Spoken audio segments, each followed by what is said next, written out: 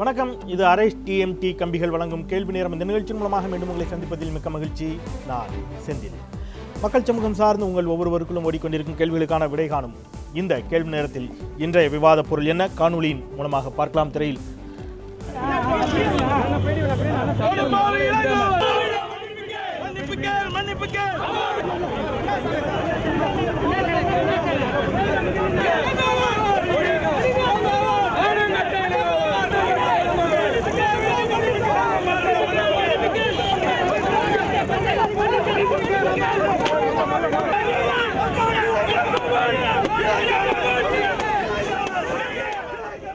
நீங்கள் பார்த்து கொண்டிருக்கக்கூடிய இந்த காட்சிகள் இன்று தமிழகத்தின் பல்வேறு பகுதிகளிலும் அஇஅதிமுகவினரால் நடத்தப்பட்ட ஆர்ப்பாட்டம், குறிப்பாக காங்கிரஸ் கட்சிக்கு எதிராக, குறிப்பாக EV.K.S. இளங்கோவனை கண்டித்து நடைபெற்ற ஆர்ப்பாட்டம். EV.K.S. இளங்கோவனுடைய கருத்து, அவர் பேசிய ஒரு பேச்சு, தமிழக முதலமைச்சர் குறித்தும் தமிழக முதலமைச்சர் 2 பேரினுடைய சந்திப்பு குறித்து அவர் கூறிய கருத்து அநாகரிகமாக இருக்கிறது என்று தெரிவித்து இன்றைக்கு தமிழகத்தின் பல்வேறு பகுதியிலும் ஆர்ப்பாட்டங்கள் நடைபெற்றன. கொடும்பாவி எரிப்பு போன்ற சம்பவங்கள் நடைபெற்றன. இந்த தளத்திலே நாம் இன்றைக்கு விரிவாக விவாதிக்க இருக்கின்றோம். அரசியல் நாகரிகம் என்பது தமிழகத்தில் எட்டாக்கணியாகவே சென்று கொண்டிருக்கிறதா? தனிமனித தாக்குதல்கள் தான் அதிகரித்து வந்து கொண்டிருக்கின்றனவா? இது ஒருபுறம் இருக்க, மறுபுறம் விமர்சனங்களை சற்றும் ஏற்றுக்கொள்ள இயலாத மனநிலையில் அரசியல் தலைவர்களும் அரசியல்வாதிகளும் சென்று கொண்டிருக்கிறார்களா? இது போன்ற போராட்டங்களால் பொதுமக்களுக்கு இடையூறு ஏற்படுவதை தவிர்ப்பதற்கு என்ன வழி? அரசியல் கட்சிகள் இவை பற்றியெல்லாம் சிந்திக்க மாட்டார்களா என்ற தளத்திலே விரிவாக விவாதிக்க இருக்கின்றோம். நம்மோடு அரங்கில் 4 சிறப்பு ஆளுமைகள் இணைகிறார்கள். பயணிக்கலாம். அவர்களோடு இணைந்து பாரதிய ஜனதா கட்சியின் சார்பில் திரு டால்பின் ஸ்ரீதர் நம்மோடு இணைகிறார். வணக்கம். வணக்கம். திராவிட முன்னேற்ற கழகத்தின் சார்பில் வழக்கறிஞர் சிவ ஜெயராஜ் இணைகிறார். வணக்கம். வழக்கறிஞர் சுதா காங்கிரஸ் கட்சியின் சார்பில் இணைகிறார். திரு ஷேக் தாவூத் தமிழ் மாநில முஸ்லீம் லீக் கட்சியின் சார்பாக இணைகிறார். 4 பேருக்கு மீண்டும் ஒரு முறை என்னுடைய பணிவான வணக்கங்கள். நிகழ்ச்சிக்குள் பயணிக்கலாம். நான் என்னுடைய முதல் கேள்வியை ஷேக் தாவூத் அவர்களிடமே தொடங்கலாம்னு நினைக்கிறேன். EV.K.S. இளங்கோவன் அவர்கள் தெரிவித்திருக்கக்கூடிய கருத்து அநாகரிகமானது, அது மனதை புண்படுத்தக்கூடிய வகையில் இருக்கிறது என்ற அடிப்படையில் போராட்டங்கள் நடத்துவதற்கான உரிமைகள் நிச்சயமாக அதிமுகவிற்கு இருக்கிறது. ஆனால் 14ஆம் தேதி பேசிய ஒரு விவகாரத்திற்காக திடீரென்று இன்றைக்கு தமிழகத்தில் முழுவதும் அங்கங்கே ஆர்ப்பாட்டங்கள், போராட்டங்கள். குறிப்பாக சென்னை தீநகர்லாம் அவ்வளோ பரபரப்பாக இருக்கக்கூடிய பகுதி. இன்னைக்கு காலையில் அங்கே மிகப்பெரிய கொடும்பாவி எரிப்பு.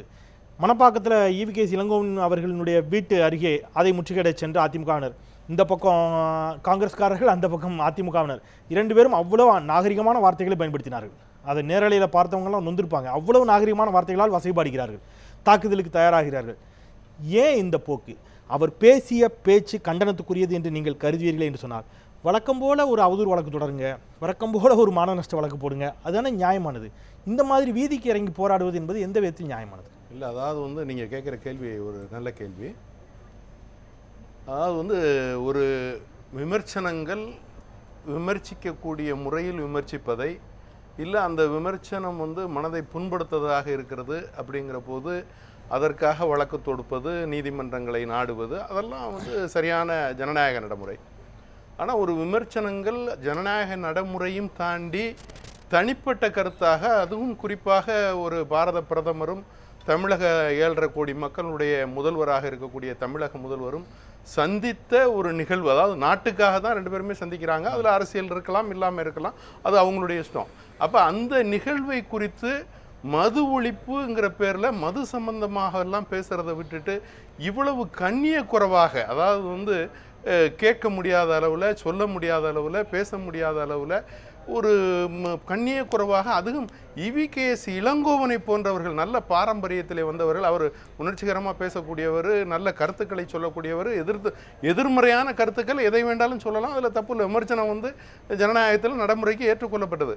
அதையெல்லாம் தாண்டி இப்படி பேசுறதுங்கிறது இது நல்ல நாகரீகமாக, இது நல்ல ஒரு அரசியலாக, இதுக்கு ஒரு முற்றுப்புள்ளி வைக்காமல் இதை தொடர்ச்சியாக நம்ம கொண்டுட்டு போகிறதோ, இல்லை அதை நீங்கள் சொன்ன மாதிரி 3 நாள் சென்று அப்படின்னா மக்களை சென்றடைஞ்சு அந்த கருத்தை புரிவதற்கும் அதை தெரிந்து கொள்வதற்கும் டைம் எடுக்குது. அதுக்கப்புறம் இந்த உணர்வு ஒரு நிமிஷம், மக்களுக்கு இது புரியறதுக்கே 3 நாள் ஆகக்கூடிய அளவுக்கு அவர் புரியாத வகையில் தான் பேசியிருக்கார். இல்ல அதாவது அவ்வளவு கண்ணிய குறைவான வார்த்தை எதுவும் அவர் பேச இல்ல. அதாவது அப்படி எடுத்துக்கலாம். 3 நாள் கழிச்சு தான் மக்களுக்கு புரியக்கூடிய அளவுக்கு அவர் பேசியிருக்காரா, இல்ல பார்த்த உடனே புரிஞ்சுக்குமா? அவர் கண்ணிய குறைவா பேசியிருக்கார். எடுத்தம் கவுத்தம்னு எதையும் செய்ய முடியாது. அதனால எல்லா விஷயத்தையும் தீர ஆலோசிச்சு தான் எந்த வகை போராட்டங்களும் செய்யப்படும். அப்ப அந்த வகையில் ஒரே கேள்வி, இன்னைக்கு அதிமுகவினர் எல்லோரும் வைக்கக்கூடிய வாதம், எங்களுடைய தாயை பழித்ததற்கு சமமாக நாங்கள் நினைக்கிறோம் அப்படின்லாம் சொல்றாங்க. தாயை பழித்தால் இப்படி 3 நாள் கழிச்சு தான் கோவம் வருமா நான் கேட்குறேன். இல்ல உடனே இந்த போராட்டங்கள் வந்து அங்கே சிறிய அளவுல இருந்திருக்கு. அன்றைக்கே வந்து எதிர்ப்புகள்லாம் தெரிவிக்கப்பட்டிருக்கு. அதுக்கு அடுத்து இந்த எதிர்ப்புகள் பரவி தான் மக்கள் மத்தியில் அதிக அளவுல கொந்தளிப்பு ஏற்பட்டு இன்னைக்கு கூட ஒரு சிலர் என்ன சொல்றாங்க, அவங்க என்ன பேசிட்டாங்க, ஒண்ணுமே அப்படி பேசலையே, ஒண்ணுமே சொல்லலையே, எதுக்காக போராட்டம்னு காங்கிரஸ் கட்சியை சார்ந்தவர்களே கேட்கறாங்க. அப்ப என்னன்னு கேட்டீங்கன்னா அவங்களுக்குமே இன்னும் அது சேரல, அவங்க அந்த பார்க்கலைன்னு நான் நினைக்கிறேன். ஏன்னா பார்க்கறதுல இருக்கக்கூடிய சில பிரச்சனைகள். அப்ப என்ன சொல்றேன்னா, பெரும்பாலான ஊடகங்கள் இதை நாகரிகம் கருதி, அரசியல் நாகரிகம் கருதி எந்த ஊடகங்களும் பெரும்பாலான ஊடகங்கள் ஒளிபரப்பவில்லை.